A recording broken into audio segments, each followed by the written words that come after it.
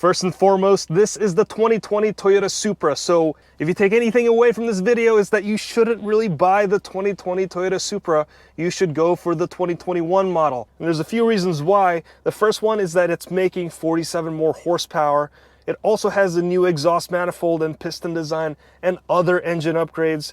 It has better suspension tuning. And lastly, the 2020 model year is the first year model. So historically speaking, first year model cars have the worst reliability. But aside from those changes and the availability of a cheaper and slower 4-cylinder turbo model for the 2021 model year, this 2020 Supra is pretty much the same. And I want to share with you my likes and dislikes about this car before you buy it. Now, I've been driving this Supra for the past week. I've driven it through a couple of hour-long road trips to work, doing lots of errands, going through lots of back roads. And after this week, I could safely say that the love affair has not ended yet. I was there for the launch of the Supra back in 2019 at Summit Point Raceway.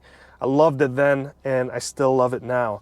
This is a true driver's car. Let's talk about the problems first, because I hope that they would solve all of these things by the 2021 model year. The first one is the wind buffeting. Now, if you drive with the windows down between 40 to 70 miles per hour, it gets awful in here. The wind noise is just unbearable. It'll seriously rattle your head. Now, there's a simple aftermarket fix for this. You could tape on like this wind deflector that goes between your A-pillar and your side view mirrors.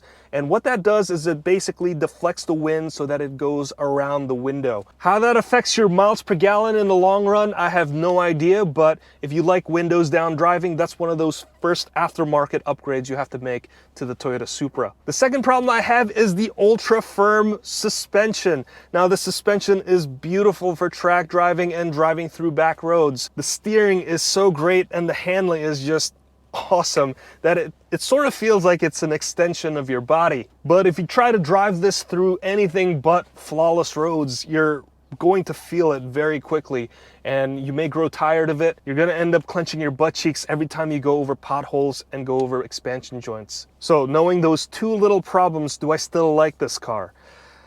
I freaking love this car. Let's start with the interior first, because this has one of my favorite features of all time, and that's wireless Apple CarPlay.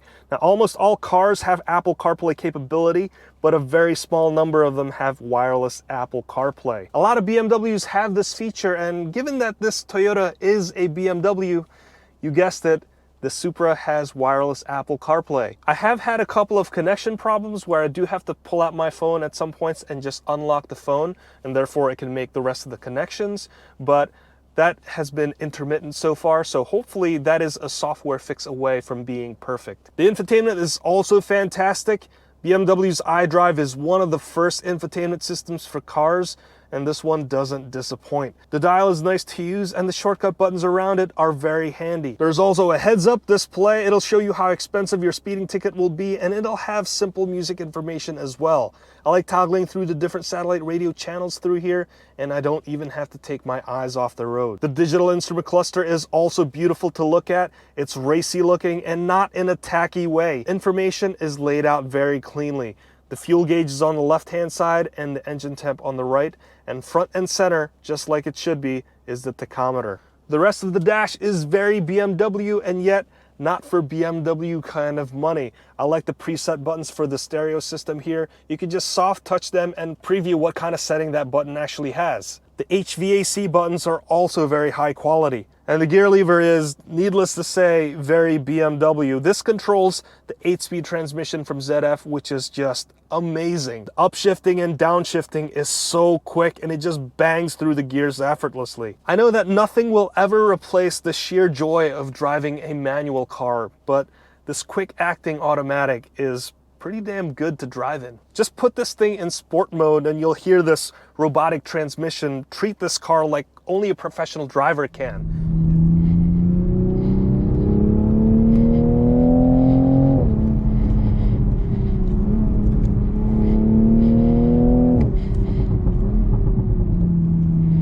This transmission is so smart. If you hit the brakes really hard, it treats it as if you're diving into a corner, late braking, and aggressively downshifts so that you can power through the exit. The exhaust is also intoxicating. Put it into sport mode, seriously, and the Supra barks and howls non-stop.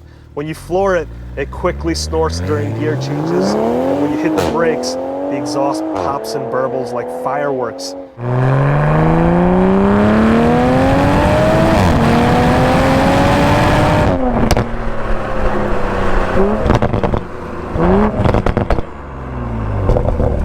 Sound is so critical for the enjoyment of a car, and the Supra delivers. Now, if you don't feel like waking up your neighbors, you could turn off all that raucous sound by pressing the sport button here, and all that sound just magically goes away. The handling, also needless to say, is very good. The steering feedback is solid.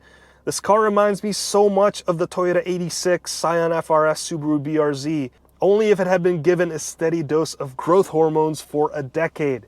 It has so much power, it has ridiculous amounts of grip, and the car communicates so well to the driver that, like I mentioned before, feels like it's an extension of your body. You feel superhuman driving this thing, and it's highly addictive.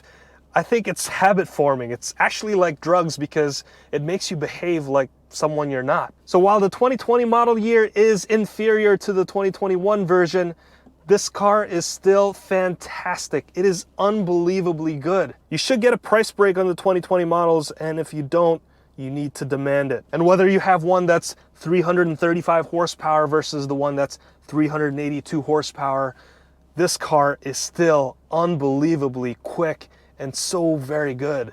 So with that said, it has been a great week with the 2020 Toyota Supra. I'm gonna have to hand the keys back, and I am now very, very sad. So if you want to make me happier, please consider hitting that like button, hitting that subscribe, and also hitting the notification bell so that you can get notified anytime we make a new video. I'll wrap it up right there. This has been the 2020 Toyota Supra. My name is Hanson, and I will see you next time.